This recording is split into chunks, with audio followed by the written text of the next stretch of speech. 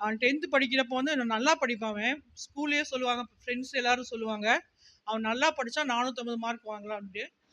ஓரளவுக்கு படிச்சுட்டு இருந்தான். ஆனா கடைசி எக்ஸாம்க்கு ஒரு 2, 3 மாசம் இருக்கிறப்ப என்னால சுத்தமா படிக்கவே முடியலைன்ட்டான். வீட்லயும் உட்காந்து படிக்கல.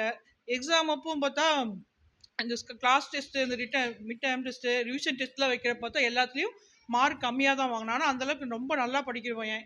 கடைசியில அப்படியே ரொம்ப குறைஞ்சிட்டே வந்துச்சு மார்க்கு. இங்க சிஸ்டர்ட்ட சொன்னேன் நானு. சிஸ்டர் வீட்டுக்கு வந்து ஜெபம் பண்ணாங்க.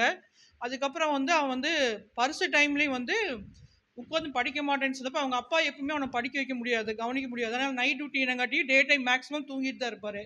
ஆனா அன்னைக்கு சிஸ்டர் வந்து ப்ரேயர் பண்ணிட்டு போனதுக்கப்புறம் அவங்க அப்பா என்ன பண்ணாரு, அவரோட தூக்கத்த குறைச்சிட்டு பையன் மக்களுக்கு வந்து அவன படிக்க வச்சாரு. அவங்க அப்பா இருந்தா மட்டும் அவன் படிச்சான் உட்காந்து. எக்ஸாம் அப்போ அப்படிதான். கொஞ்ச நேரம் அவங்க அப்பா இருக்கிற வரைக்கும் படிப்பான். அவங்க அப்பா ஆஃபீஸ் போயிட்டான்னா படிக்க மாட்டான்.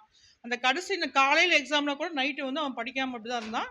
ஆனா வந்து ப்ரேயர் பண்ணிட்டே இருந்தோம். நான் எங்க வீட்ல அம்மா எல்லாருமே ரொம்ப ஃபீல் பண்ணி எல்லாருமே ப்ரேயர் பண்ணிட்டு இருந்தோம். கடைசியில அவனுக்கு ஃபெயில் ஆயிருமோங்கிற அளவுக்கு பயந்துட்டேன். ஏன்னா அவன் அப்படிதான் சொன்னான். என்னால முடியல.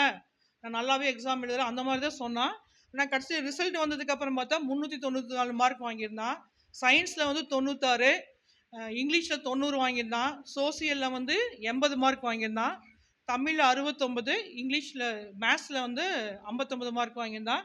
இந்த மார்க் அவனே எதிர்பார்க்கல. நாங்களும் யாரும், ஏன்னா அவங்க பாஸ் பண்றதே பெரிய விஷயம் நாங்க நெனச்சோம். ஆனா கடவுள் வந்து பிரேயர் பண்ணது மூலமா இந்த கிருபை எங்களுக்கு செஞ்சிருக்காரு. இப்ப பையன வந்து ஜிஆர்ஜி ஸ்கூல்ல நாங்க சேர்த்திருக்கோம். கர்த்தருடைய நாமத்துக்கு ஸ்தோத்திரம்.